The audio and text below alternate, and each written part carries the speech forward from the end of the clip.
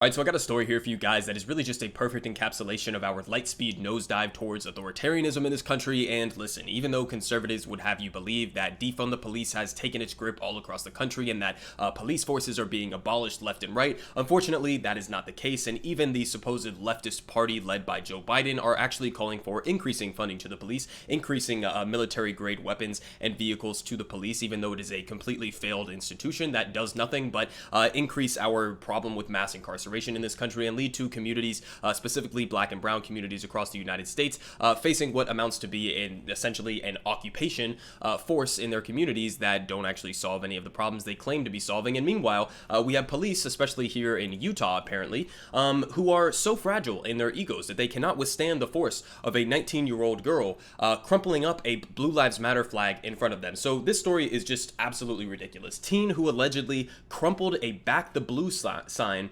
charged with a hate crime. Let me read that again. Teen who allegedly crumpled up a Back the Blue sign charged with a hate crime.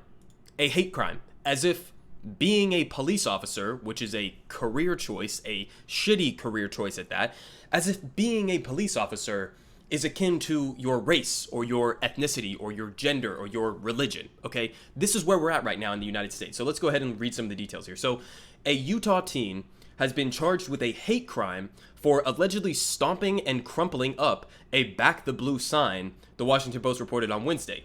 Garfield County Sheriff's Deputy Cree Carter said in a statement that when he was doing a routine traffic stop at a gas station, he saw a teen take a Back the Blue sign and stomp on it. Back the Blue is a slogan that shows solidarity with law enforcement in the country, often used to counter Black Lives Matter protests as well. Importantly, notice the framing here, which is accurate framing. It's often used to counter Black Lives Matter protests, right? As if saying Black Lives Matter is the same as saying something like Blue Lives Matter, okay? Blue lives do not exist, period, okay? They just don't. So anybody who's saying Blue Lives Matter in response to Black Lives Matter, they're talking out of their ass, okay? Blue lives do not exist. Black lives matter. The reason the slogan Black Lives Matter even exists in the first place is because we live in a country where institutions, especially institutions like our police force and our criminal justice system, have not acted in a way in which they treat black lives as if they matter. That's why the slogan exists. Slogans like Back the Blue and Blue Lives Matter are a completely ridiculous, false comparison to be making to slogans like that. But let's continue.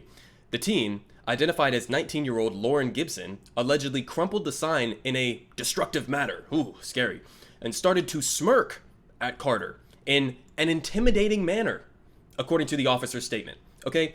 Police officers in the United States are by far the biggest snowflakes in the country, okay? Conservatives love to pretend like they're big, strong, masculine men, and then you see shit like this, okay? Remember, an overwhelming majority of cops in this country are Trump supporters, okay? So I think it's fair to assume, especially if he's this, sensitive about having a Back the Blue sign crumpled in front of him, I'm going to go ahead and assume safely that he is a Trump supporter, but started to smirk at Carter in an intimidating manner.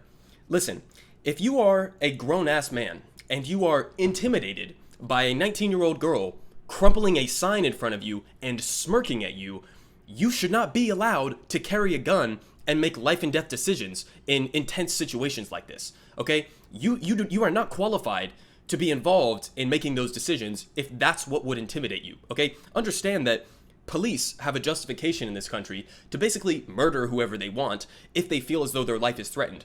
And this guy is telling you he felt threatened by a 19-year-old girl crumpling up a sign in front of him, okay?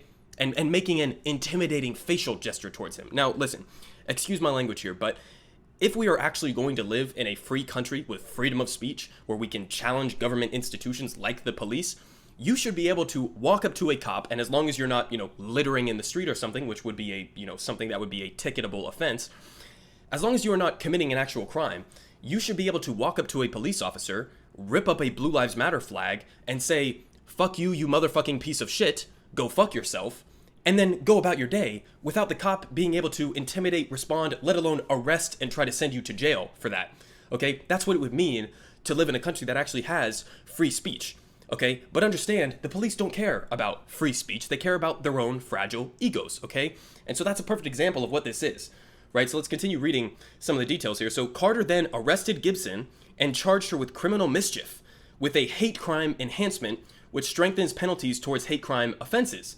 Okay, so she's facing jail time over this. And let's go ahead and just read the definition, according to the FBI, of what a hate crime actually is supposed to be. Okay, so according to the FBI, a hate crime is a traditional offense like murder, arson, or vandalism with an added element of bias. Okay, bias against what?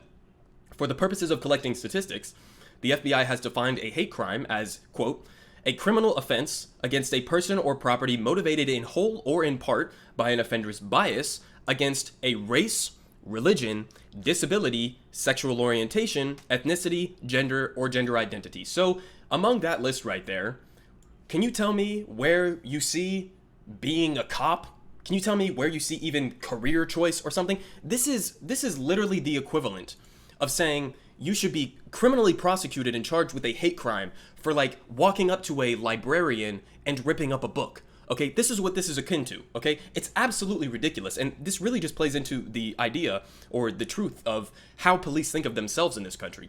They don't think of themselves typically as, arbiters of justice and justice and the law and trying to actually bring about justice in this country or serving the communities in any way, shape, or form. They see themselves as though they are the center of all of these things, right? Their feelings, their own personal biases come before everything else in any situation.